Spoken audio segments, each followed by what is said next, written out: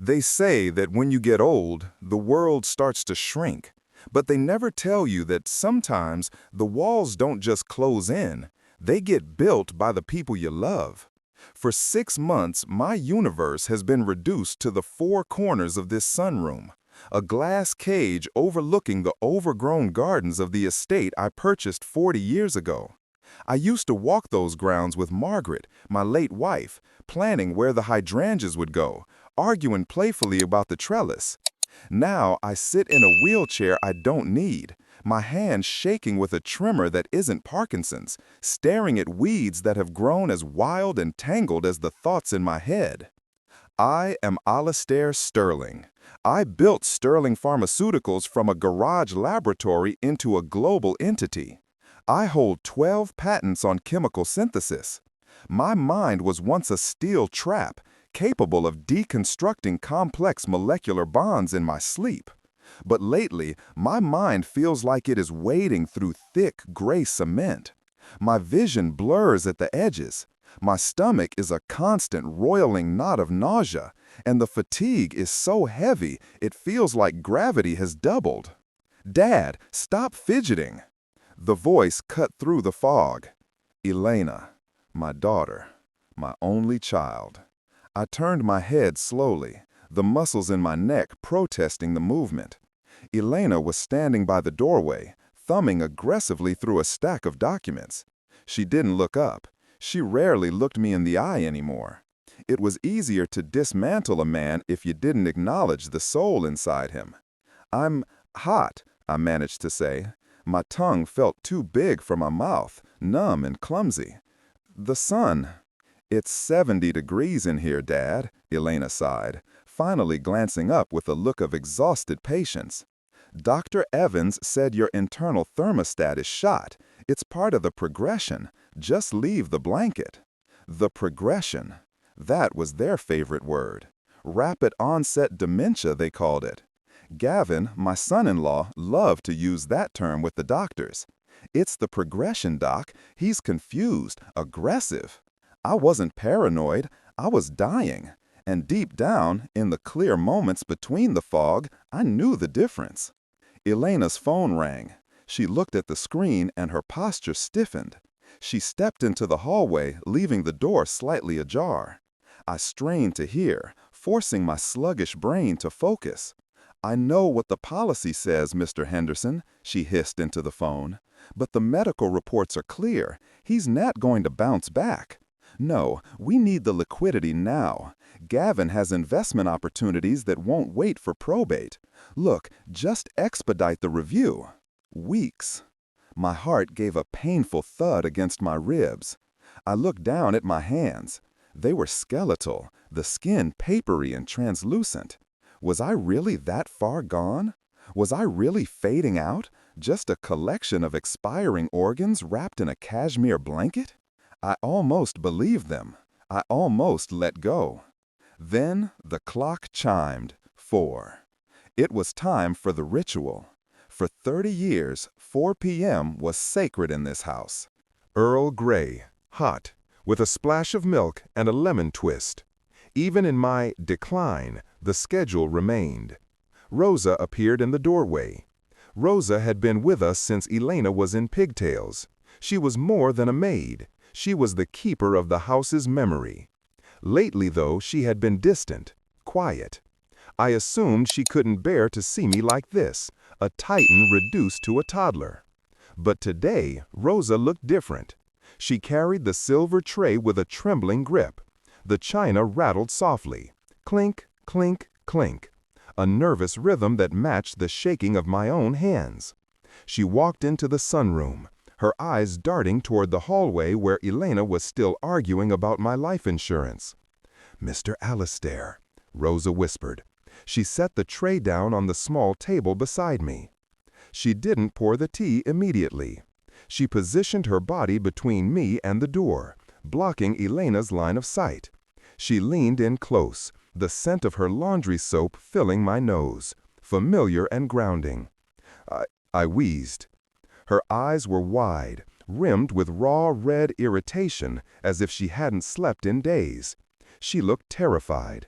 She reached for the teapot, her hand shaking so violently she had to use both hands to steady the spout. She didn't speak. She moved her lips with exaggerated precision, ensuring I caught the shape of the word. Run. The word hit me harder than a physical blow. Run? I couldn't even walk to the bathroom without assistance. Rosa poured the tea. Dark amber liquid swirled into the delicate bone china. She added the splash of milk. She didn't stir it. She stepped back quickly, wiping her eyes with her apron, and turned to flee. "Rosa, wait!" I rasped. "I can't," she choked out, rushing past me. "I'm sorry, Mr. Alastair." She vanished into the kitchen just as Elena hung up the phone. "Finally," Elena muttered, walking back into the room. "Is Rosa gone? Good. Drink your tea, Dad. Gavin is coming by later with some papers to sign." She sat in the armchair opposite me, scrolling on her phone, ignoring the steaming cup beside me. I looked down at the tea. The milk hadn't fully integrated.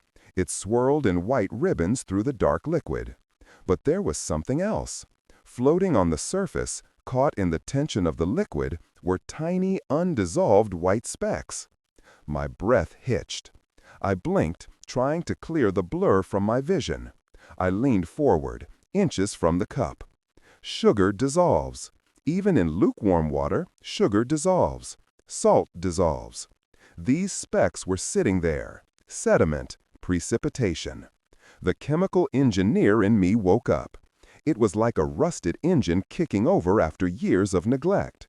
My brain, muddy and slow a moment ago, suddenly sharpened into a single point of focus. I knew solubility rates. I knew density. I knew that whatever was in my cup was not meant to be ingested. I looked at Elena. She was texting, a small, cruel smile playing on her lips. She looked like a woman who had already spent the inheritance. "Run," Rosa had said. I couldn't run. But I could act. My heart began to hammer against my ribs, a violent, erratic rhythm. Panic flared, hot and bright. If I drank this, I would die. If I didn't drink it, she would notice.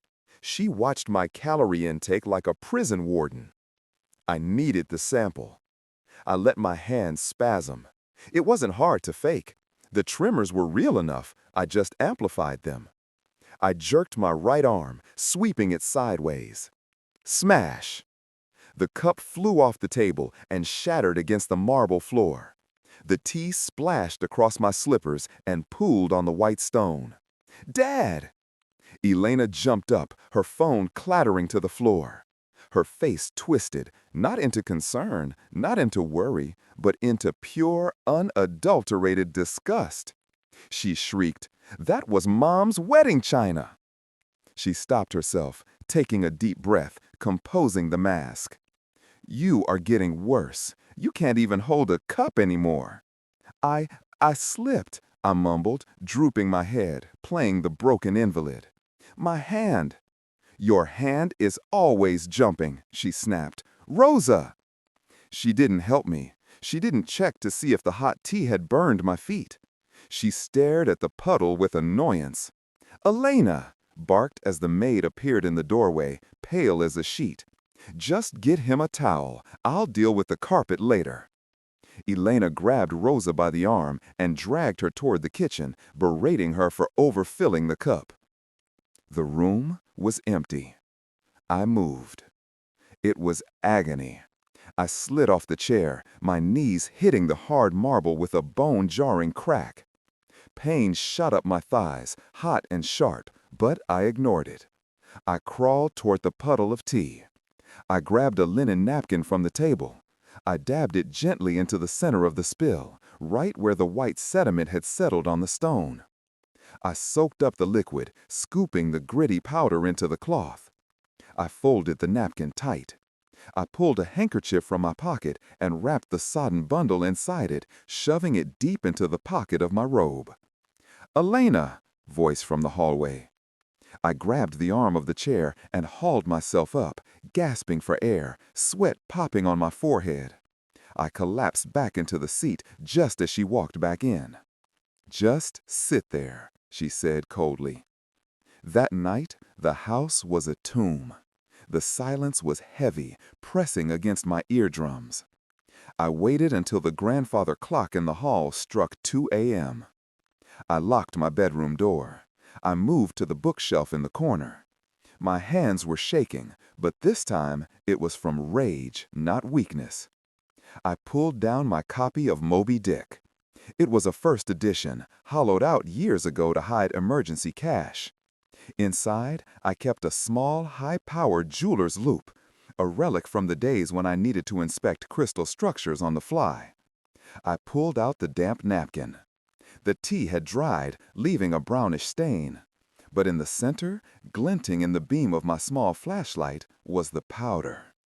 I brought the loupe to my eye. It wasn't sugar. Sugar crystals are cubed, uniform. These were irregular, crushed, gritty. My mind raced backward. The last 6 months played out like a film reel in fast forward. The bitter, metallic taste in my morning oatmeal that I had blamed on a change in recipe. The vitamins Gavin insisted I take with dinner. The sudden onset of the tremors exactly 2 weeks after I refused to sign over the power of attorney for the main accounts. If you are listening to this, if you feel sick only when you are around the people who are supposed to care for you, trust your gut. Don't make the mistake I did. Don't let love blind you to the chemistry of betrayal. I wish someone had warned me that the poison often comes from the hands that claim to feed you. I needed to be sure. A visual inspection wasn't enough. I was a scientist. I needed a reaction. I unlocked my door. The hallway was dark. I moved like a ghost, shuffling painfully toward the library. Every creak of the floorboards sounded like a gunshot. If Gavin found me, if Elena woke up, I reached the library. I closed the door and locked it. In the corner stood a glass display cabinet. Inside was my original chemistry set from the 1960s, the one I had used to formulate my first compound. It was mostly for show, a nostalgic keepsake, but the reagents were sealed in glass ampules. They were old, but chemistry doesn't expire if the seal holds. I picked the lock on the cabinet with a letter opener. It took me 5 minutes, my hands sweating. I grabbed a test tube. I scraped the dried powder from the napkin into the glass. I added a few drops of distilled water from the carafe on the desk. I needed a precipitate test. I found the bottle labeled potassium chromate. It was dusty, but the liquid inside was still vibrant yellow. I added 3 drops. I held my breath. The clear liquid in the test tube swirled. Then, instantly, it clouded. A bright, violent yellow solid formed and sank to the bottom. Precipitate. My knees gave out. I slid down the front of the display cabinet until I hit the floor. It wasn't dementia. It wasn't old age. It was thallium, or perhaps arsenic. Heavy metal, tasteless, odorless. The preferred weapon of the patient killer. My daughter. The girl I had carried on my shoulders at the zoo, the woman I had walked down the aisle, wiping tears from my eyes. She wasn't caring for me. She was murdering me. She wasn't waiting for nature. She was accelerating the clock. I remembered the hushed phone calls I had overheard late at night. Gavin's voice, pleading, desperate. I need more time. The old man is holding on. Gambling debts. Gavin was in a hole, and I was the bank. But the bank was closed, so they decided to liquidate the assets. I wasn't a father to them. I was an inventory item, a liquidation event. I sat on the cold floor of the library, the test tube clutched in my hand. The grief should have destroyed me. It should have stopped my heart right there. But it didn't. Instead, the cold in my veins turned to fire. The fog in my brain burned away, incinerated by the heat of absolute betrayal. I am Alastair Sterling. I built an empire from nothing. I survived corporate raiders, hostile takeovers, and market crashes. And I would be damned if I let my own child kill me for a gambling debt. I stood up. It took effort, but I stood. I couldn't use the phone. They monitored the lines. I couldn't leave. The gates were coded, and they had changed the passkey. I was a prisoner in a fortress I had built. I had to trust Rosa. I retreated to my room before the sun came up. I didn't sleep. I sat in the chair by the window, watching the sunrise over the estate that was now a hunting ground. When Rosa brought breakfast at 8 a.m., oatmeal, which I knew was laced, I was ready. She looked terrified, refusing to meet my eyes. She set the tray down and turned to leave. "Rosa," I whispered. She froze. I reached into my robe pocket and pulled out the handkerchief containing the rest of the powder-soaked napkin. I had wrapped a note inside it. "Take to Dr. Eris at the city lab. Tell him it's life or death. Do not let them see." I grabbed her hand. It was warm, rough. The only human touch I had felt in years that didn't feel like a violation. "Please," I said. She looked at the handkerchief, then at the door. She snatched it from my hand and shoved it deep into her apron pocket. She squeezed my fingers, a hard, desperate pressure. "Eat your breakfast, sir," she said, loudly, her voice trembling, for the benefit of the baby monitor Elena had installed in the corner. She left. I spent the rest of the day playing the dying man. I moaned in pain. I let my head loll to the side. I pretended to drift in and out of consciousness. Elena came in at noon. She stood over me, looking at my untouched oatmeal. "You have to eat, Dad," she said, her voice dripping with fake sweetness. She pulled out her phone and dialed the realtor. "Yes, list it," she said, looking right at me, thinking I was asleep. "We can do the open house next month. He won't." She smirked. She thought she had won. She thought the old man was fading into the dark. She had no idea that the poison had stopped entering my system. She had no idea that with every hour, the fog was lifting. She didn't see the man in the bed. She saw a corpse. But I wasn't a corpse. I was a storm gathering in the silence. And when I broke, I would wash them all away. There is a specific kind of power in being underestimated, a silent subterranean strength that grows in the dark while your enemies are busy celebrating your demise. For 3 weeks, I have lived as a ghost in my own home, a corpse that simply refused to stop breathing. To Elena and Gavin, I am nothing more than a biological nuisance, a signature waiting to happen, a stumbling block between them and the sterling fortune. They look at me and see a withered old man whose hands shake and whose mind wanders. They do not see the man who memorized the periodic table at 6 years old. They do not see the man who survived hostile takeovers and patent wars. They see what they want to see, an expiration date. I have become a master of deception. It is a grueling performance, requiring more discipline than I ever exerted in the boardroom. Every morning, when Elena brings the special oatmeal, I eat a few spoonfuls to stain the bowl, then flush the rest down the toilet while running the faucet to mask the sound. Every afternoon, when the tea comes, always served by Elena now, never Rosa, I tremble, I spill, and I pour the rest into the large potted fern by the window. That fern was lush and green 3 weeks ago. Today, it is a brown, brittle skeleton. Its leaves have curled in on themselves, poisoned by the heavy metals meant for my blood. I look at it every day. It is a silent martyr. It died so I could live. At night, when the house is finally silent, the performance drops. I lock my door. I slide the heavy dresser in front of it, just in case. And then I train. I started with 5 push-ups against the wall. My arms shook so badly I collapsed. The next night, I did 10. Tonight, I did 50. The thallium is leaving my system. My vision has cleared. The mud in my brain has dried up and blown away, leaving behind a landscape of cold, hard clarity.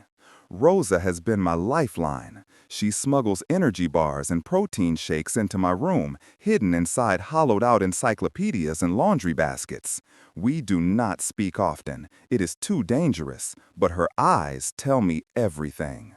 Hold on. Yesterday, the final piece of the puzzle clicked into place. Rosa came in to change the sheets, her movements jerky and nervous. As she stripped the pillowcase, she pressed a small, cold object into my palm, a USB drive. I waited until midnight to check it. I plugged it into my old laptop, which I had kept hidden under the floorboards of the closet. The screen glowed blue in the dark room. It was the report from Dr. Aris. Subject: Alistair Sterling. Analysis: hair follicle and blood serum. Result: positive for thallium sulfate. Levels indicate chronic, low-dose exposure consistent with ingestion over 4 to 6 months. I sat there in the dark, reading the chemical breakdown of my own murder. Thallium. Odorless, tasteless, soluble. It causes hair loss, nerve damage, and eventual cardiac arrest. They weren't just killing me, they were torturing me. I closed the laptop. I didn't cry. I didn't feel fear. I felt a cold, clinical detachment. I was no longer their father. I was a problem they had failed to solve. And tomorrow, I would become the solution. Elena had organized what she called a living wake for my 79th birthday. When she told me, she framed it as a celebration. "It's a chance for your old friends to say goodbye, Dad," she had said, her voice dripping with fake sympathy. It was a grotesque idea. It was a funeral with a pulse. But I knew the truth. It wasn't for me. It was a networking event. Gavin needed investors for his gambling debts. He needed to parade the dying patriarch in front of the city's elite to show them that the Sterling Empire was about to change hands. They expected to wheel me out, drooling and incoherent, prop me up in a corner, and have me sign a ceremonial transfer of the estate in front of witnesses. It would give their theft a veneer of legality that the courts couldn't touch. The night of the party arrived. I sat in my room, listening to the swelling noise from downstairs. A string quartet was playing Mozart. I heard the clink of crystal, the murmur of expensive conversations, the laughter of people drinking my wine and waiting for my heart to stop. They were vultures in tuxedos, picking at the bones before the kill was even confirmed. On the bed lay the outfit Elena had chosen for me. A pair of soft beige pajamas and a robe. The uniform of the invalid, the costume of the victim. I picked up the pajamas and dropped them into the trash can. I went to the back of the closet. I pulled down the garment bag that hadn't been touched in 5 years. I unzipped it. Inside was my tuxedo. Midnight blue, satin lapels, tailored on Savvy Row. It was the suit I wore when I accepted my Lifetime Achievement Award. It was the suit of a man who commanded respect, not pity. I dressed slowly. The trousers were a little loose around the waist. The poison had taken its toll. But the jacket fit my shoulders perfectly. I tied the bow tie with fingers that were steady and precise. I went to the bathroom mirror. I lathered my face and shaved off the gray stubble I had allowed to grow for weeks. I splashed cold water on my skin. I looked up. The man in the mirror was pale, yes. His cheekbones were sharper than they used to be. But the eyes were burning. The fog was gone. The fire was back. At 8 p.m., the door handle turned. Gavin didn't knock. He never knocked anymore. "All right, old man, time for your—" He stopped dead in the doorway. He was wearing a velvet dinner jacket that looked ridiculous on him. His mouth hung open. He looked from the empty wheelchair in the corner to the window where I stood. I turned slowly. I stood at my full height, 6 feet and 1 inch. I adjusted my cuffs. He stammered. He blinked as if trying to reconcile the image in front of him with the broken creature he had tormented for months. What are you doing? You should be in the wheelchair." "I felt like walking tonight, Gavin," I said. My voice was low, resonant, stripped entirely of the slur I had affected for weeks. He took a step back, unsettled. The confidence that usually oozed from him was replaced by a flicker of fear. But then the greed kicked in. He looked at the tuxedo. He looked at the watch on my wrist. He decided to ignore the reality in front of him because the alternative was too terrifying to contemplate. "Fine," he snapped, checking his own watch. "Whatever. Maybe it plays better this way. The last rally before the end. Just don't embarrass us." "We have important people downstairs."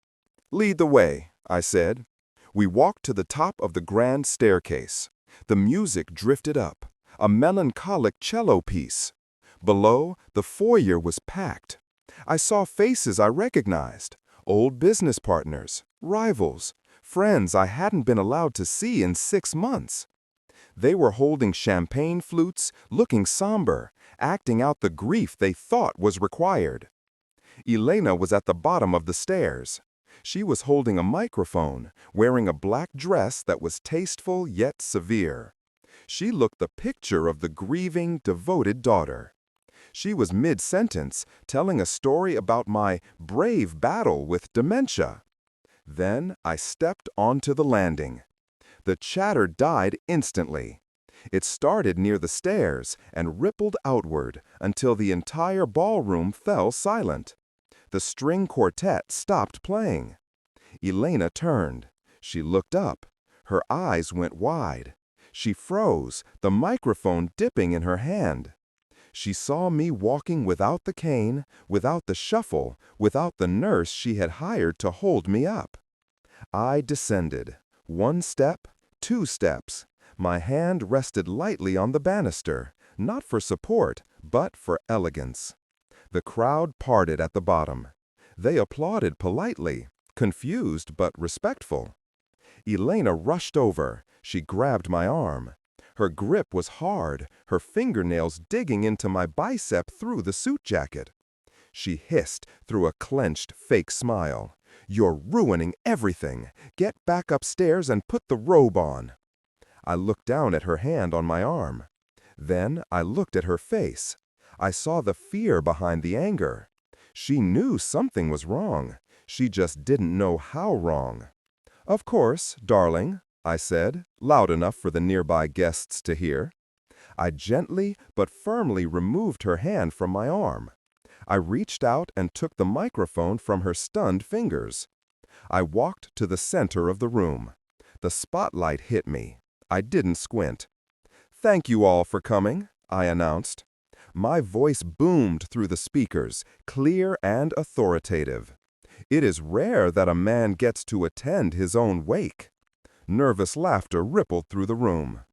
"My daughter and her husband," I continued, gesturing to where they stood frozen near the stairs, "have taken such special care of me these last few months. They have managed my affairs. They have managed my isolation." Elena smiled nervously. She took a step forward, sensing the shift in the air. She waved her hand as if to cut me off, but she couldn't stop it in front of the crowd. "In fact," I said, my voice dropping an octave, becoming intimate and deadly, "they have been feeding me a very special blend, a family recipe, you might say." I gestured to the catering table near the east wall. Rosa was standing there. She looked terrified. Her hands were clasped in front of her white apron.